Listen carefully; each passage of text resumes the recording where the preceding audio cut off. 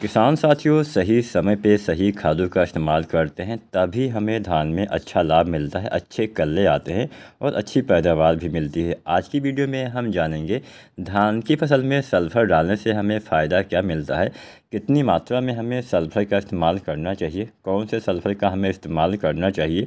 ये तमाम जानकारी आज की वीडियो में हम आपको देने वाले हैं। तो सबसे पहले क्या करना है आपको, सबसे पहले एक सबसे ज़रूरी काम करना है। चैनल पे नीचे आपको लाल बटन में एक सब्सक्राइब का बटन दिखाई दे रहा होगा, तो वहाँ पे आपको प्रेस करके चैनल को सब्सक्राइब कर देना है।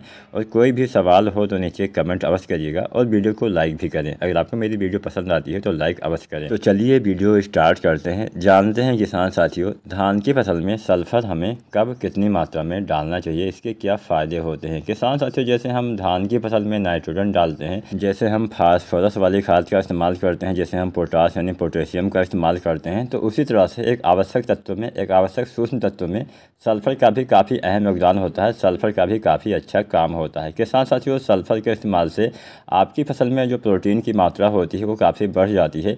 सल्फ़र के इस्तेमाल से आपकी फसल में जो पर्णहरित लवक होते हैं, इसके निर्माण में काफ़ी योगदान करता है, जिससे आपकी पत्तियां हरी भरी रहती हैं। तो कहीं ना कहीं पत्तियों के हरापन में भी आपके सल्फ़र का काफ़ी अहम योगदान होता है। बिना सल्फ़र के भी कई बार पत्तियों में पीलापन आपको देखने को मिल जाएगा। किसान साथियों, यहाँ पे पौधे के लिए आवश्यक भोजन का निर्माण भी काफ़ी अच्छे से ये करता है।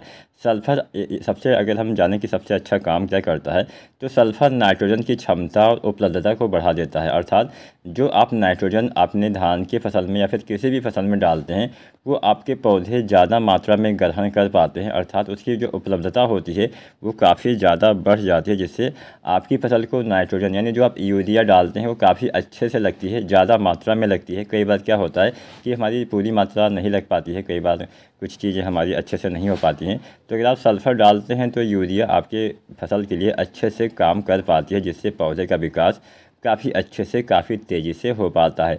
सल्फ़र को हम मिट्टी का सुधारक भी बोलते हैं, इसको हम मिट्टी का टॉनिक भी बोलते हैं।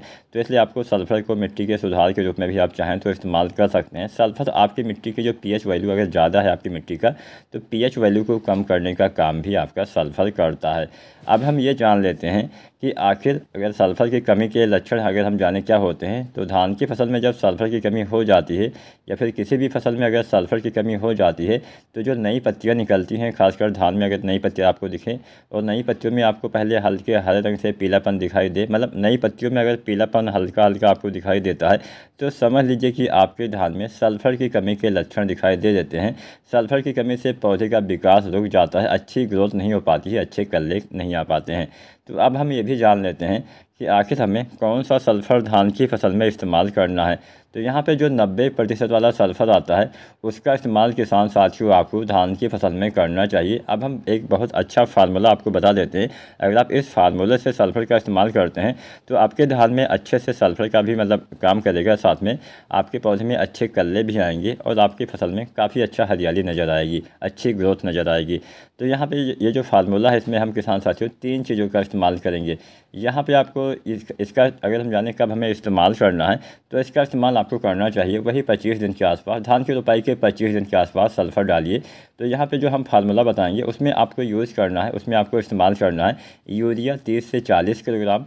जो हमारी किस्में जल्दी तैयार हो जाती है उसमें 30 kg यूरिया, और जो किस्में देर से तैयार होती है उसमें 40 kg यूरिया आपको डालना है।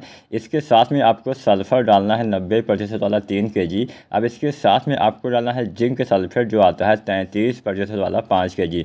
तो 33% वाला 5 kg आपको जिंक, सल्फ़र 90% वाला 3 kg और यूरिया 30 से 40 kg धान की रोपाई के 25 दिन के आसपास आपको डाल देना है। बहुत ही अच्छा, बहुत ही बढ़िया लाभ आपको नज़र आएगा। अगर फसल में किसी भी तरह से पीलापन है तो वो दूर हो जाएगा और अच्छी ग्रोथ होगी। जब भी इसका इस्तेमाल करें तो उस समय खेत में मतलब नमी होनी चाहिए, नमी ना हो तो पहले सिंचाई करें, उसके बाद इस्तेमाल करें। धन्यवाद।